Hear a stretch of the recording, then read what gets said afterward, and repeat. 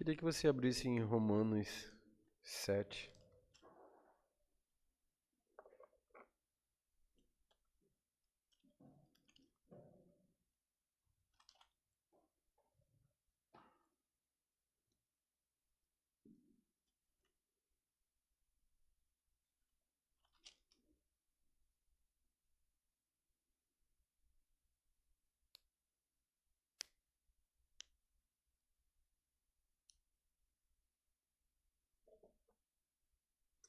Eu vou ler o versículo, o capítulo inteiro e vou falar algumas coisas sobre isso aqui, tá bem? 7:1, tá? Eu vou fazer a leitura e vou explicar algumas coisas a respeito disso. E depois passar os slides. A nossa aula terminou, correto? Hoje, mas ela terminou no mês, no últimos, na minha última aula, porque a minha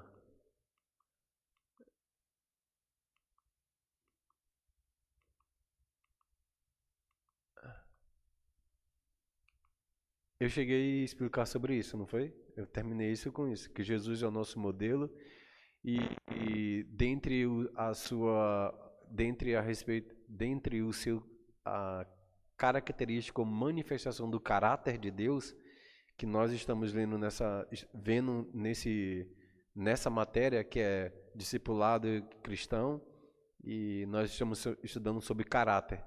E eu comecei a minha aula com a definição do que é caráter, depois eu fui falando tipos de caráter, falei sobre de onde vem o caráter, que tipo de forma ela pode se manifestar, que foi através da família, que foi através da educação, que foi através de momentos em que nós somos colocados em dificuldade.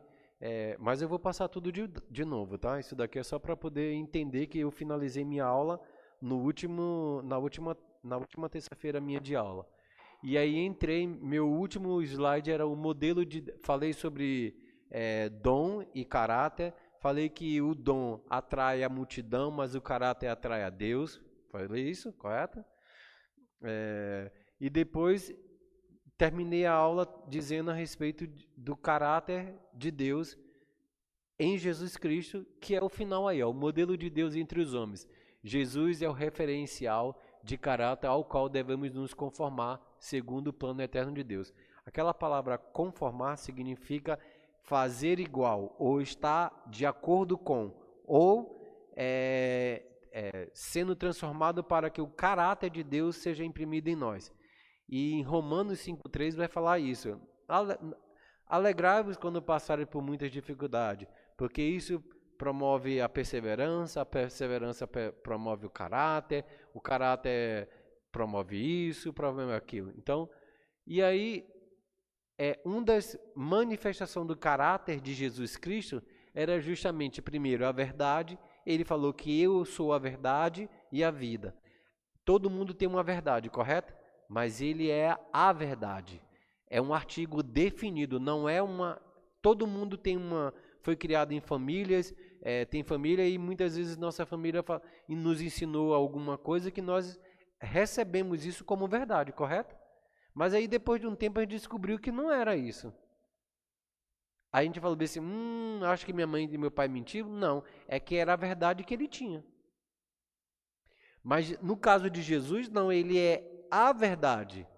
E assim, por mais que exista várias verdades no mundo, a verdade dele é imutável e não pode ser mudada. Aquilo que ele disser é. Então, nós não estamos falando apenas de um homem, estamos falando de um caráter de Deus que estava no céu, pela qual a gente não conhecia, que veio se manifestar na pessoa de Jesus. Ou seja, a religião vai dizer assim, todos os caminhos levam a Deus. Quantos já ouviram isso? Um monte de gente já ouviu isso. Mas Jesus falou assim, eu sou o caminho e a verdade. Então não existe uma outra verdade para um relacionamento com Deus, a não ser que seja por Jesus. E aí muitas pessoas vão criticar, vão falar, só você tem a verdade. Bom, isso aí não sou eu que estou dizendo, é o Senhor. E nem a Bíblia, livro, é o Senhor que está dizendo isso. E ele pegou um livro, escreveu e disse assim, ó, já que vocês não podem estar nos momentos em que Jesus nasceu ou na criação do mundo, eu escrevi um livro, deixei tudo claro, para na hora que vocês quiserem saber a respeito da verdade, vocês procuram na Bíblia. Então, quando você lê a Bíblia, você vê a cartilha do Pai para a sua vida. Não é apenas um livro. Se nós lermos a Bíblia como há um livro a respeito de, vou ver como é isso, como é aquilo, ou conhecer um pouco. Não, quando você lê as Escrituras, você está dizendo assim, o que Deus quer dizer para mim? Se você tiver isso em mente, fica mais fácil você entender a sua vida e poder falar bem assim, bom, se ele é verdade, se eu fujo dos caminhos dele ou tomo uma outra direção, significa que eu estou na inverdade. Se eu estou na inverdade ou na não verdade, eu estou na mão de Satanás, porque ele é mentiroso. E a Bíblia vai falar bem assim, ele é o pai da mentira. Então, Jesus é a verdade. E se existe uma mentira no mundo, foi quem que criou? Exatamente. Então, assim, uma das manifestações do caráter de Jesus Cristo é a verdade, a sinceridade. É bacana isso, porque quando Jesus ele encontra a mulher samaritana, ele fala bem, a prostituta lá do poço, ele fala bem assim, mas por que você está conversando comigo? Aí ele fala bem assim, tá, me dá água desse poço. Aí ela falou bem assim, mas você não pode falar comigo, eu sou samaritana e você é judeu. Tem ali ele era sem preconceito. Ele não tinha dificuldade. Eu não falo com você porque você é homem, porque você é mulher, porque eu sou desse país e você não é, ou eu como porco e você não. Ele era sem preconceito. E aí ele fala, você é judeu, eu sou samaritano, a gente não pode conversar. Uma outra coisa, você é homem, eu sou mulher, não se conversa. É o horário de meio-dia, e o horário de meio-dia era os horários que as mulheres prostitutas saíam para buscar água. Por quê? Porque todo mundo ia para suas casas almoçar e descansar. Então as mulheres aproveitavam esse momento para não ser apedrejada, não ser desclassificada, não receber palavras pejorativas e poder em paz buscar suas coisas. Era nesse momento que ela tinha a oportunidade. Então ele fala para a mulher, mas veja, ele fala para a mulher, vejo que você já teve, vai buscar o seu marido. Ela fala assim, eu não tenho marido. A sinceridade dele, ele fala bem assim, eu sei que você teve 5 maridos e nenhum era teu.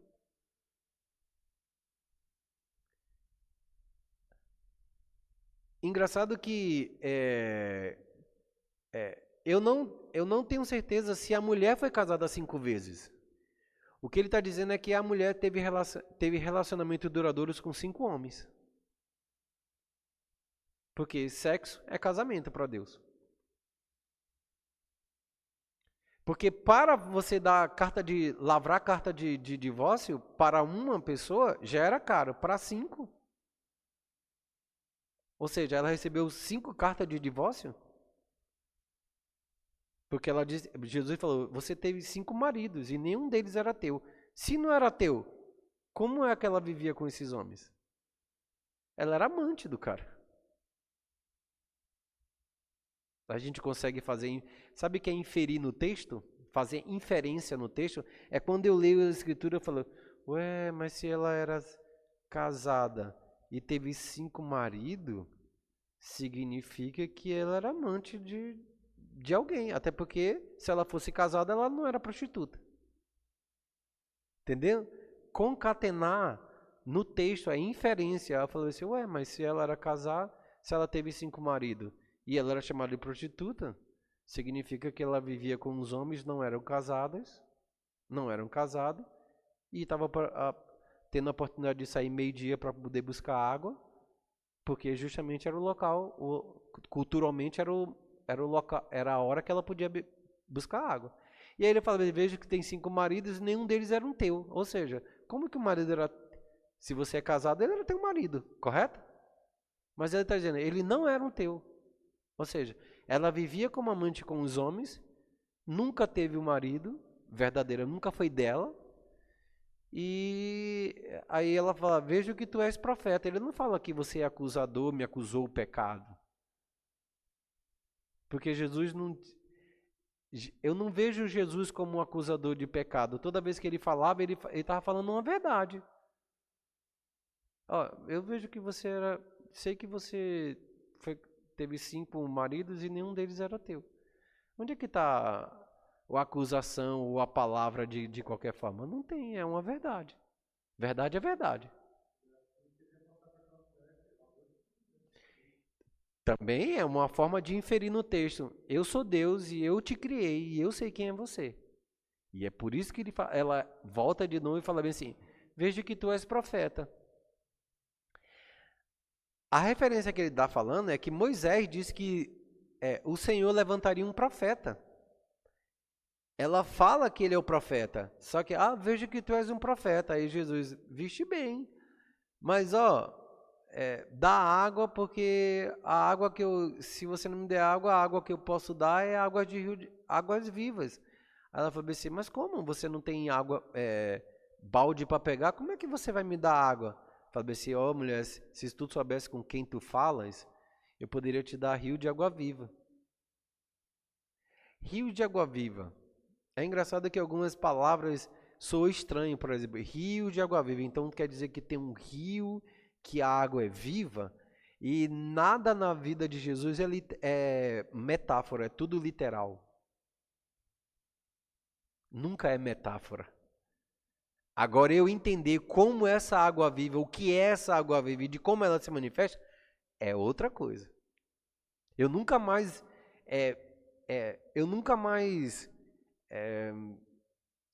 li as escrituras como uma metáfora quando Jesus fala. Por quê? Exemplo, eu não trouxe a foto nem um vídeo aqui para poder mostrar e explicar por que não é metáfora. A Bíblia fala que Deus falou bem assim, olha, Abraão, eu farei de ti uma grande nação e farei com que os seus filhos sejam como estrelas, tão numerosos como estrela.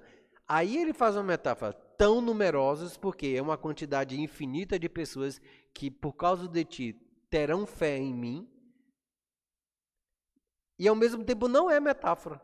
Por quê? Porque quantos filhos de Abraão, por causa da fé em Jesus Cristo, existem no mundo? Mas ao mesmo tempo, eu vi um cientista há alguns anos, na verdade eu vi o vídeo tem uns 2 meses, mas ele deve ter feito isso nesse tempo agora. Uma pessoa foi cremada e foram entregues as cinzas, e esse homem pegou as cinzas, você viu? E colocou no microscópio. E as cinzas parecem as galáxias, nebulosas, as estrelas, essas coisas. Tem o mesmo brilho. E aí fala, tão numeroso como a estrela. Aí fala assim, por causa da quantidade. Aí vem aquela pequena porção de cinzas. E aí quando vai no microscópio fica parecendo que é a poeira da estrela. E aí? Quando eu morava em Barretos, já viu aquela palavra que pisarão serpentes e escorpião e nada te fará mal? Pois bem, geralmente quando a gente ouve essa pregação sempre tem uma conotação espiritual, né? Mas não é. Não é uma metáfora. Lembra que Paulo estava na ilha de Malta e uma serpente mordeu ele? Picou? O que é que ele fez? Sacudiu e alguma coisa aconteceu para a vida dele? João, pode abrir por gentileza, para a Larissa. Então, assim, Paulo pegou a serpente, sacudiu e jogou no fogo. As serpentes são venenosas. Aconteceu alguma coisa com ele? Não. É tanto que as pessoas de Malta acharam que ele era filho de Netuno ou alguma coisa, porque achavam que ele era filho de um deus. Então, pisarão serpentes e escorpião e nada te fará mal. Outra coisa, aí experiência por mim. Eu, como morava em Barretos, um dia eu estava voltando da bola e Barretos é uma cidade de pé. Quem joga futebol anda de pé vermelho, né? Porque a barra é muito vermelho, né? Ou não é? Tem uma barretense aqui. E aí eu estava voltando, era 5h30 da tarde, 6 horas. Nesse sábado eu ia para o culto e eu estava com um dos meus irmãos, Rafael, na nossa casa, tomando banho do lado de fora. E onde eu estava tomando banho era onde era a piscina que foi aterrada e tinha grama. E nesse período de calor intenso em Barreto, o que é que acontece? Muito escorpião, né? Bastante escorpião. Porque é tão quente a cidade que eles procuram as casas para poder habitar. Uma das ocasiões eu estava deitado na sala assistindo e eu estou vendo um barulho assim, andando dentro de casa assim. Aí quando você olha, nossa, é horrível ver um escorpião, porque você tá aquele silêncio e ele andando assim, caramba. Aí foi lá, mata, não sei o quê. Mas nesse dia eu fui tomar banho do lado de fora, na grama, e tô lá tomando banho de mangueira, e daqui a pouco eu sinto uma coisa bem forte picar meu pé. Picou meu pé e eu comecei a gritar, e o Rafael olhou pra minha cara, só que estava um pouco escuro. E eu não conseguia ver o que tinha me picado. E na hora o Espírito Santo falou assim, é escorpião. Aí eu saí pisando assim, ó, e sentei no sofá. Na hora que eu sentei no sofá, isso aqui eu não sei qual... O sangue começou a, como se fosse aquecer e subir a perna assim. Aí eu lembrei dessa palavra, quer dizer, o Espírito Santo me lembrou, falou, pisarão serpente, escorpião, nada te fará mal. Eu comecei a orar e repreender a mim mesmo. Cara, foi instantâneo assim. E o Rafael olhando pra minha cara assim, olhando. E ele sabia que era escorpião. Eu é que não sabia. Aí comecei a orar, a repreender, passou. E aí? É literal ou é metáfora? Vai depender da tua fé. Não depende das escrituras, depende da tua fé. E geralmente o Espírito Santo sempre vai te lembrar a respeito disso. Porque a Bíblia vai dizer que o Senhor vai sempre lembrar as palavras dele para você. João 14 vai falar sobre isso, depois vocês podem ler. Que o Senhor fará lembrar todas as coisas de que eu falei, o Espírito Santo vai fazer isso. Então, assim, sempre quando eu leio essas escrituras, eu falo, isso é real na minha vida, porque já aconteceu, eu já tive experiência. De olhar e falar, opa, pisarão serpente, escorpiões, e nada te fará mal.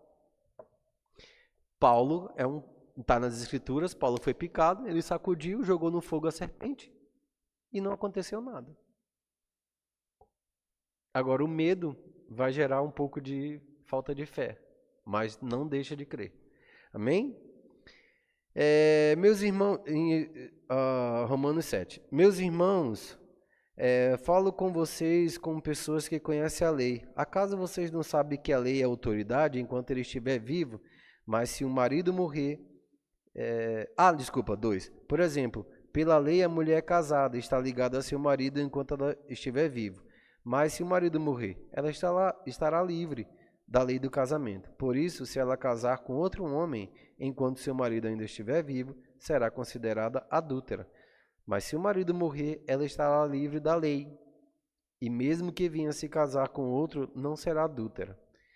Mas, meus irmãos, você também morrerá para a lei, por meio do corpo de Cristo, para pertencer a outro, aquele que ressuscitou dos mortos, a fim de que venhamos a dar fruto para Deus.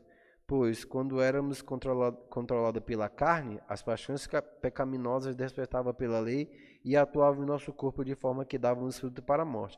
Mas agora, morrendo para aquilo que antes nos prendia, fomos libertos da lei, para que sirvamos conforme o novo modo do Espírito, e não segundo a velha forma da lei escrita.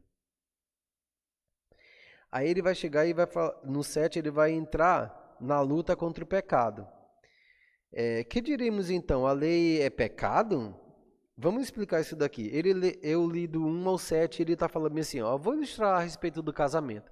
Quando uma mulher está casada com um homem, ela está ligada ao homem por causa da lei. A lei diz que eles dois são casados. Mas se uma hora o marido ou a mulher morrer, significa que eles dois não precisam mais estar casados, porque a lei vai amparar dizendo assim, se o homem morreu ou a mulher morreu, você agora é livre. Da mesma forma, agora você, depois que Jesus morreu e entregou o corpo para morrer por vocês, e você entregou a sua vida a Jesus, significa que agora você tem um novo Senhor, tem um novo marido, tem um novo dono, e não mais a Satanás. Por que Satanás entra aqui nessa história? Porque o pecado gera morte, e a morte pertencia a Satanás. Se comeres esse fruto, certamente morrerás. Quando nós morremos, nós pertencemos a quem? A Satanás. Não essa morte física, ou não, a morte mesmo, a morte espiritual. Quando nós pecamos, nós voltamos ao senhorio de Satanás. Quando nós nos arrependemos, voltamos ao senhorio de Jesus. Não existe, eu vou ficar aqui de boa, nem lá, nem cá. Não existe isso. E aí ele vem, então, quando vocês estavam presos ao pecado, estava preso ao Senhor Satanás e seu marido. Agora, ele vai falar isso, no 7,5. Pois quando éramos controlados pela carne, as paixões pecaminosas despertadas pela lei atuavam em nosso corpo, de forma que davam fruto para a morte. Mas agora, morrendo para aquilo que antes nos prendia, fomos libertos da lei, para que sirvamos conforme o modo do Espírito, o novo modo do Espírito, e não segundo a velha forma escrita na lei. Deixa eu ver aqui onde é que está escrito aquela passagem aqui de Jesus.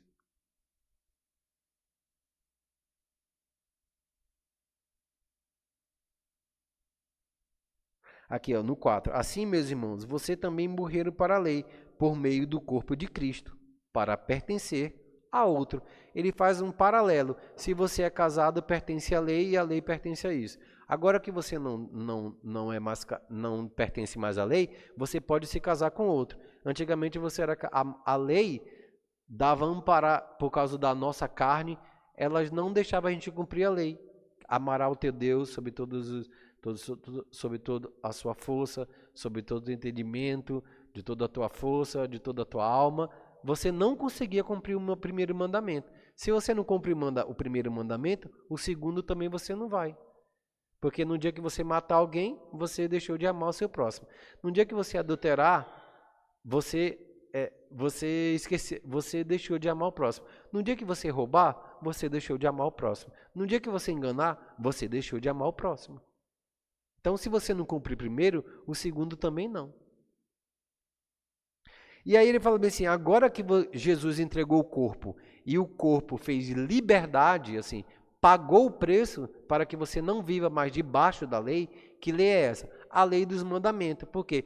O Espírito Santo vem e habita em você. Então, se você seguir o Espírito, traz vida e santidade. Vai estar lá no final desse capítulo. Então, na luta contra o pecado, ele vai relatar o que aconteceu entre quando éramos para viver debaixo da lei, na carne, na concupiscência, e seguindo a morte e encontrando com Satanás, e ao mesmo tempo ele vai dizer assim, essa é a lei. Quando ele entra no capítulo 8, ele vai dizer, graças a Deus por Jesus Cristo.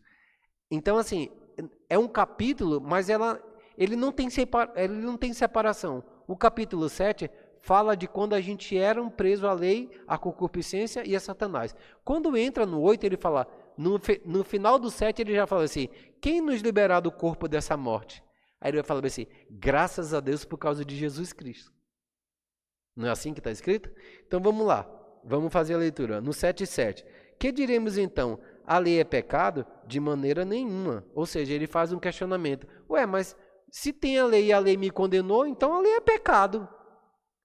Porque ela me condenou. Aí ele fala assim, não, de jeito nenhum. Onde estava o pecado? Habitando no corpo e na carne, não na lei. A lei é boa e santa. De fato, eu não saberia que é pecado a não ser por meio da lei, pois na realidade eu não saberia o que era cobiça se a lei não dissesse, não cobiçarás. E é engraçado que você muitas vezes fala assim, todos nós sabemos onde é que está a nossa falha, correto? Onde nós erramos, todos nós sabemos. Por quê? Porque erramos várias vezes, a nossa mente muitas vezes não conseguia entender o quanto nós somos libertos. E Paulo estava confessando o pecado dele aqui, sabia disso? Ele falou assim, eu não saberia o que é pecado se a lei não dissesse, não cobiçarás. E é engraçado que Paulo se torna uma outra pessoa depois que ele se converte. Por quê? É por isso que Paulo não vai aos lugares e pede oferta, ele não pede o dízimo, ele não pede dinheiro para poder pregar em um lugar nenhum. Por isso que ele fala, de graça eu recebi, de graça eu vos dou. Por quê? Porque ele ao mesmo tempo fala bem assim, se eu sou apóstolo, eu teria direito a comer no altar. Porque está escrito que todo aquele que serve no altar, come do altar. Então, todas as ofertas alçadas no altar, as ofertas, o dízimo, ele teria direito, porque ele serviu o altar. Mas ele está falando assim, não, eu não quero. Por quê? Porque em outro tempo eu cobicei tudo isso. Porque os sacerdotes e os escribas cobiçavam. Eles iam para a sinagoga, fazia a leitura, mas ele tinha uma parte que era dele. E muitas vezes não era dia dele e ele ia lá para poder fazer isso, então estava cobiçando, estava indo fora do propósito. Então ele falou, eu não saberia o que é cobiça se a lei não tivesse escrito, não cobiçarás. E a vida de Paulo, entregue, ele não tenho dinheiro, não tenho nada, mas eu estou enriquecendo a muitos. Faço isso e faço aquilo. Quando eu estive entre vós, filipenses, eu não pedi nada para vocês. Vocês enviaram, vocês, colossenses, me trouxeram oferta. E que Deus possa derramar graça e bênçãos segundo a medida de fé, de oferta ou de gratidão que vocês entregaram para mim. Mas Paulo, ele não pede nada para ninguém. Inclusive, quando tinha a festa do tabernáculo, ele fazia as tendas, vendia as tendas e sustentava o seu próprio ministério e ainda sustentava as pessoas que andavam com ele. Marcos, evangelista, Timóteo, não sei quem. Então, assim, ele não cobiçava nada de ninguém, nem pedia, nem ele mesmo. Quando eu estive entre vocês, eu não fui peso para ninguém. O que é ser peso? Não, as pessoas não pagaram nada para ele. Ele é que pagava do próprio bolso dele. Então ele está dizendo assim, eu não saberia o que é pecado se na lei não tivesse, não cobiçarás. Porque eu não cobicei nada de ninguém. Vamos lá? 7:8. Mas o pecado, aproveitando a oportunidade dada pelo mandamento, produziu em mim todo tipo de desejo cobiçoso, pois sem lei o pecado está morto. Antes eu vivia sem lei, mas quando o mandamento veio, o pecado reviveu e eu morri. Ou seja, o evangelho foi pregado, quando ele entendeu o evangelho, ele falou, eu morri. Por quê? Porque eu sei que isso que ele está falando é verdade. E o pecado me matou. Porque se pecar, certamente morrerá. Essa morte é a morte espiritual que ele está falando, tá?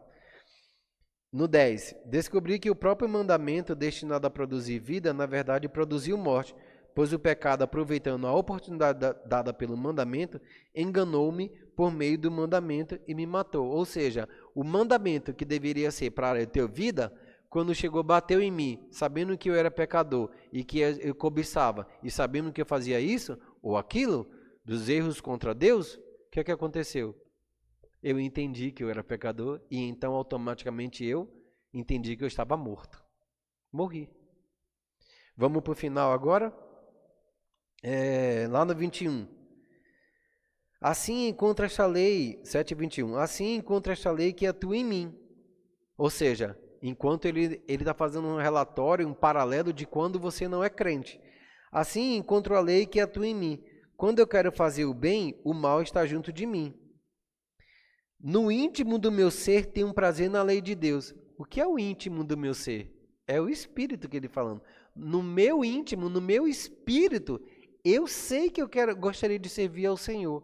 Mas como eu estou morto, ela não faz sentido nenhum. Ou seja, eu estou entregue às paixões desse mundo. Oi? Não, ele fala ele está em conflito, mas ele fala do conflito que ele viveu. Porque aqui ele está fazendo uma ilustração do casamento, depois ele fala da luta contra o pecado, que é dia a dia. Pode falar.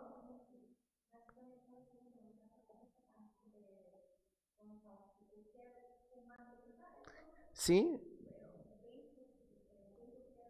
não faço.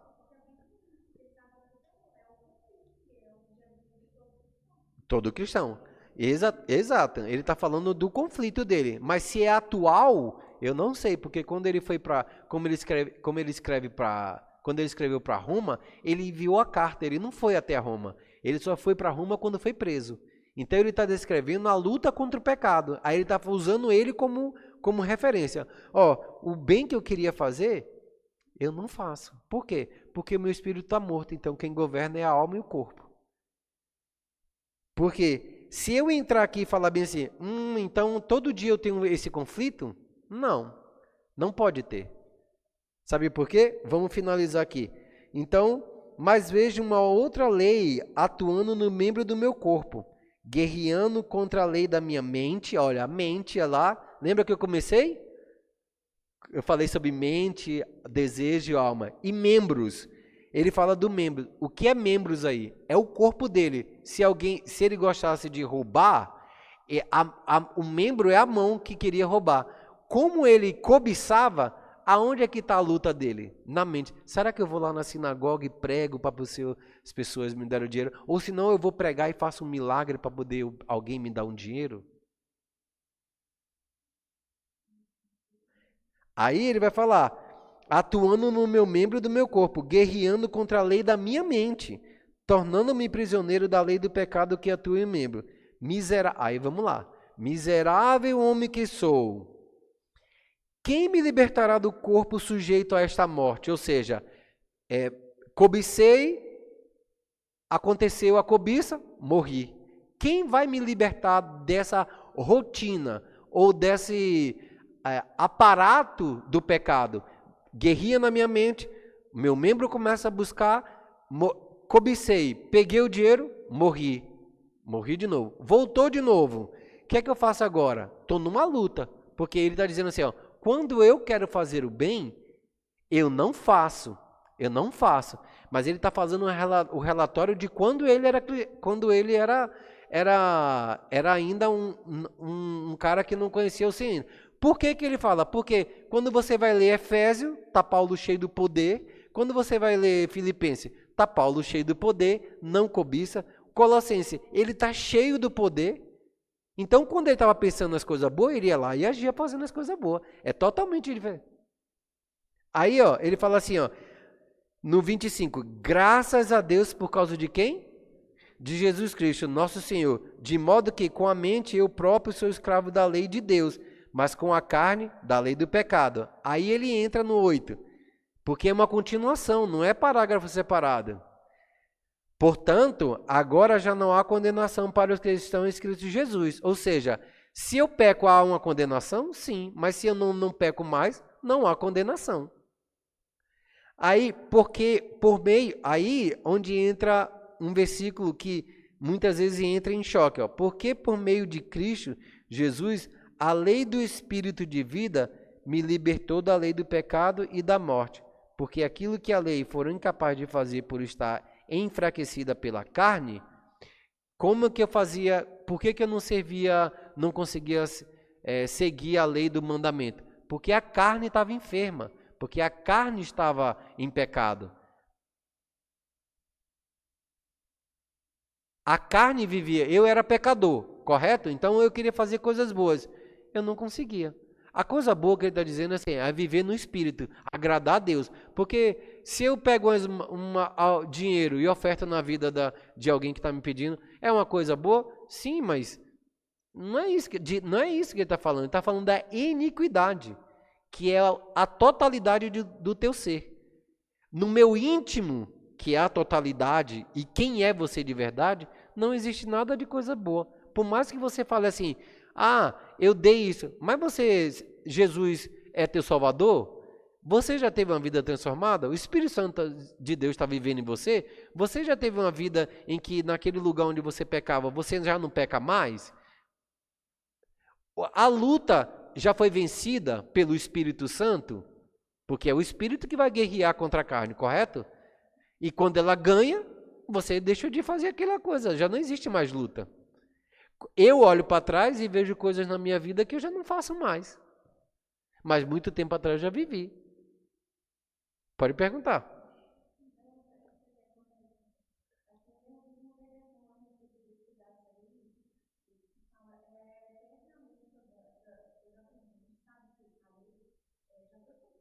Isso.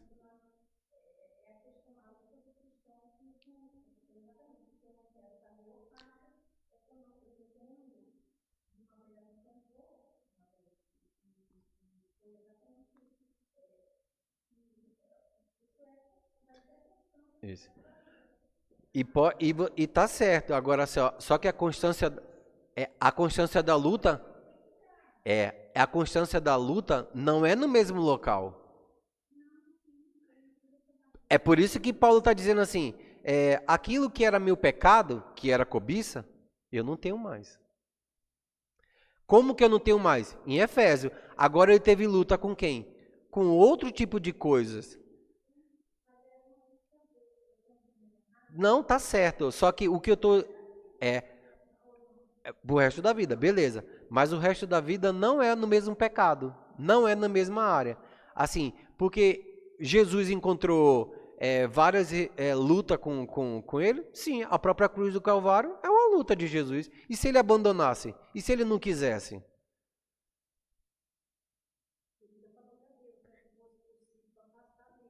Exatamente. Em meio à sua luta e sua pregação, falou, Senhor, se é possível, afasta de mim essa tentação. A própria oração falava assim, que Jesus ensina a gente a orar pela tentação, né, para que não caia na tentação.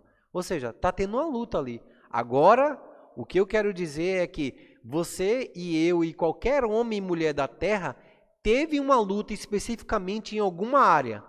Nessa área você não pode ter mais luta depois que você recebe a vitória. Você entendeu que Jesus fez na tua vida. Você entendeu que o corpo de Jesus foi morto por você. Você entendeu que agora você tem o Espírito Santo. E se você ainda cai, significa que aquele lugar ainda continua um trabalho de arrependimento. Você não se arrependeu, porque no dia que você se arrepender, no dia que você falar assim, parou, aquilo não faz mais. E o texto de Romano vai falar sobre isso. Imagine que você tem luta eu tenho luta contra o cigarro. No dia e eu tento parar e não consigo. Eu tento parar e não consigo. Aí eu me escondo. No dia que eu decidi assim, não quero mais. Vai parar a luta? Vai, porque você teve consciência de que isso não é mais para sua vida. Quantas vezes você já viu esse testemunho de pessoas que parou de fumar? Quantas eu já tive testemunho de falar assim, cara, eu vivia em prostituição, mas teve um dia que eu falei assim, não, acabou. Não quero mais. Ou seja, pecou tantas vezes, esteve em vários momentos, teve luta, quis deixar, aí passou um tempo sem, aí caiu de novo e não sei o quê. Daqui a pouco chegou uma hora que eu falei assim, cara, isso aqui não é para mim. Acabou. Ele entendeu que Coríntios está dizendo assim, o seu corpo não foi feito para prostituição. Entendeu? Ele soltou a prostituição. Ele vai ter luta em alguma coisa? Vai. Mas não nessa área. Por quê? Porque gerou a obra de arrependimento. Hoje eu tenho lutas em outras áreas que não eram aquelas. É uma eterna luta? Se assim você está dizendo, eu concordo contigo. Mas eu não tenho mais luta em algumas coisas que eu já vivi lá atrás, que eu falei assim, não, me arrependi, vou deixar isso daqui, vou levando. Mas muitas vezes eu caí. É o que o Paulo está dizendo. E muitas vezes ele teve em lugares que ele falou, eu queria cobiçar aquilo que está sendo entregue no altar. Mas ele falou, não, eu não vou fazer isso.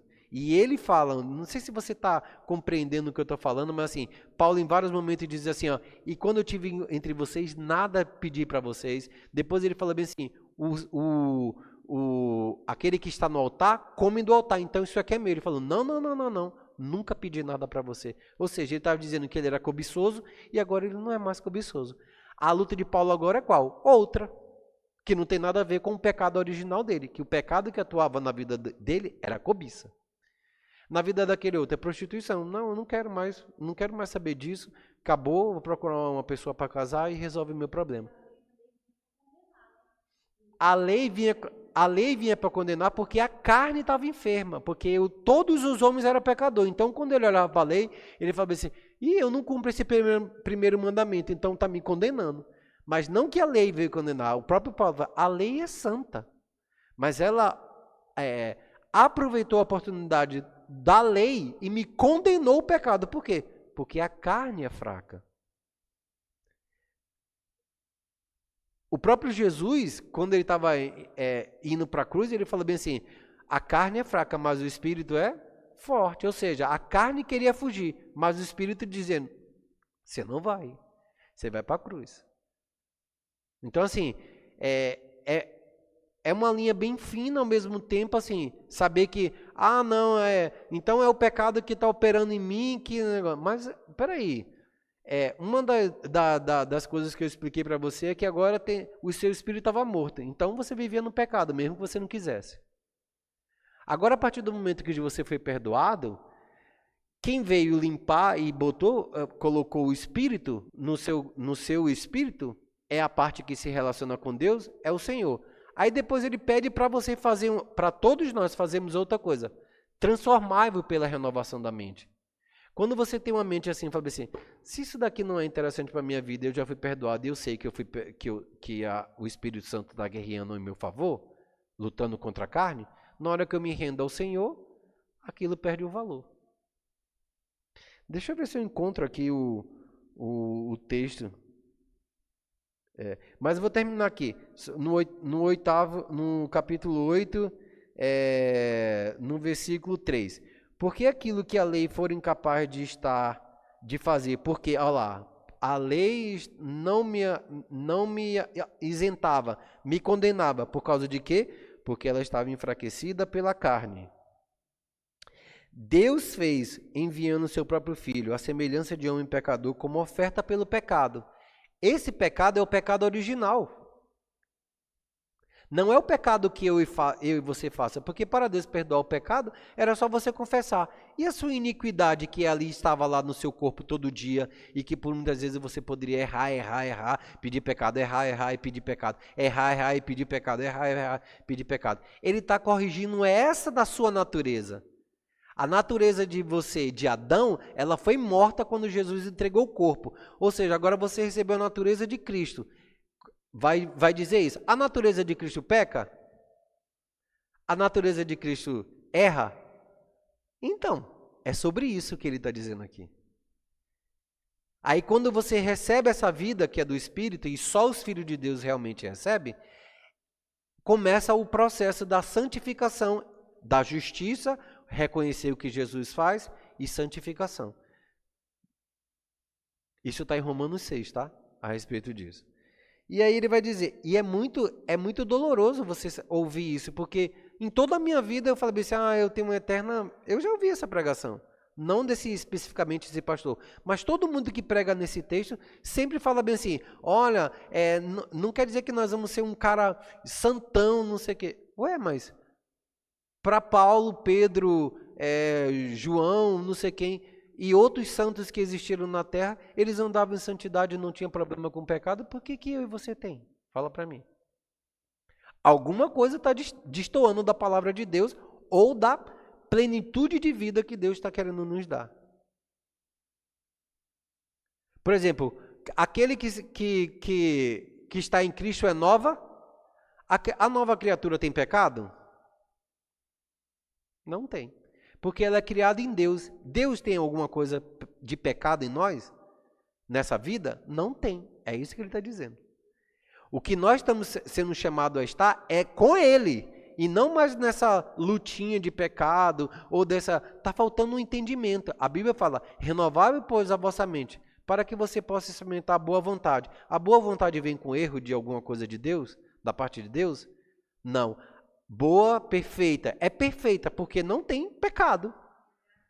E agradável porque você agrada a Deus e vive uma plenitude de seguir a paz e a santificação, pela qual ninguém verá a Deus, correto? O que é seguir a paz? Não é, oi, cara, paz e amor para você. Tudo jóia? Não, seguir a paz é não ter pecado contra o teu próximo.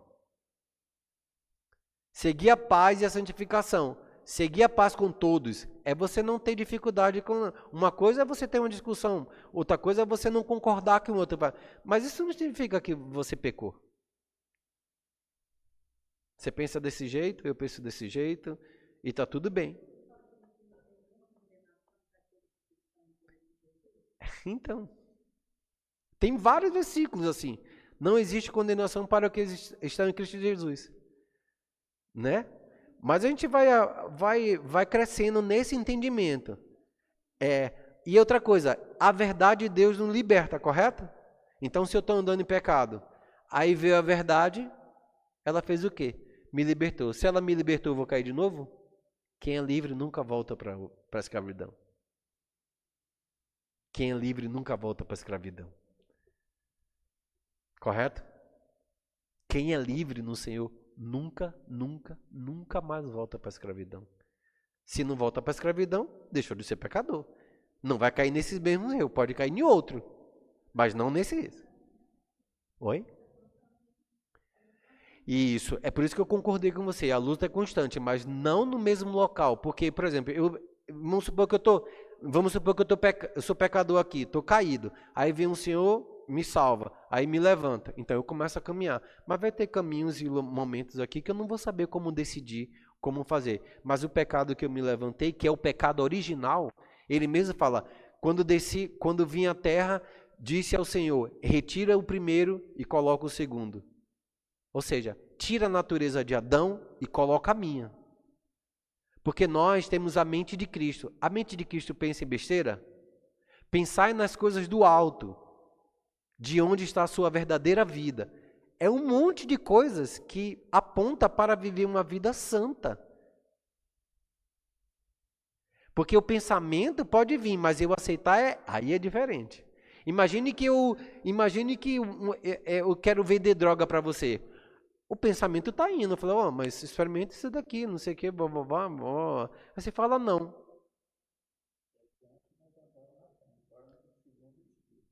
E segundo o Espírito, vai para o pecado? Não. O Espírito vai me levar para algum lugar que é sujeira, que é injustiça, que é iniquidade, que é pecado. Não vai me levar. Então, se eu andar segundo ele, então eu vou andar em justiça, que me leva à santidade. Isso é o texto de Romanos 6 inteiro, tá? Fala sobre isso. Bom? Beleza? Era sobre isso que eu quero falar, sobre quem eu era em essência. O coração, o meu homem interior é o coração. O coração não é o músculo. E quem eu sou realmente quem eu sou. Por exemplo, quando eu falo assim, o coração daquela pessoa é maravilhoso.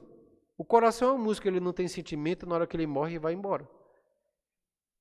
De quem eu estou falando? Da essência daquela pessoa. A nossa essência seja todo homem que nasceu de Adão e Eva, que é toda a humanidade, toda ela foi corrompida. Corrompida onde? No coração, na essência de quem você é. E onde é essa essência? No seu íntimo. E quem é o seu íntimo? É o Espírito. O seu Espírito.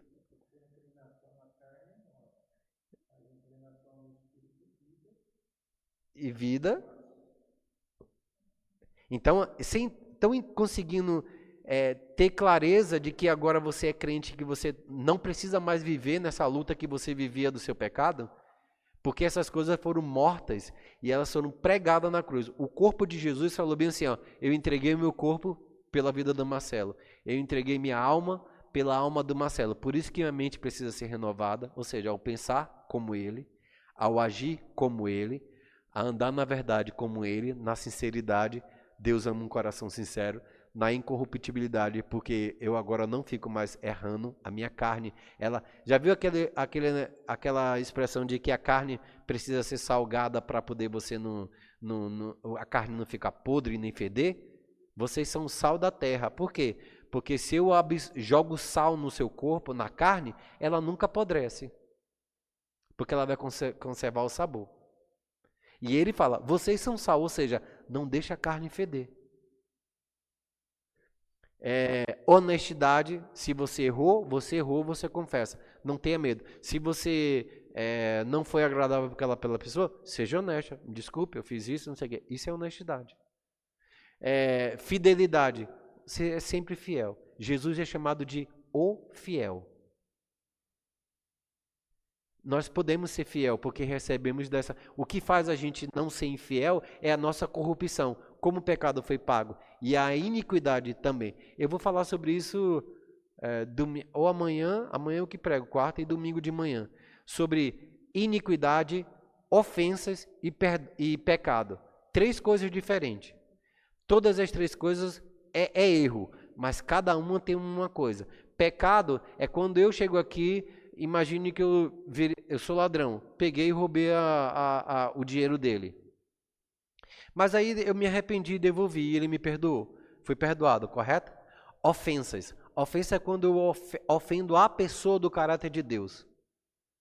Quando eu pratico isso, eu ofendi quem é Deus, porque Deus é pai daquela pessoa e eu tive que roubar para poder isso.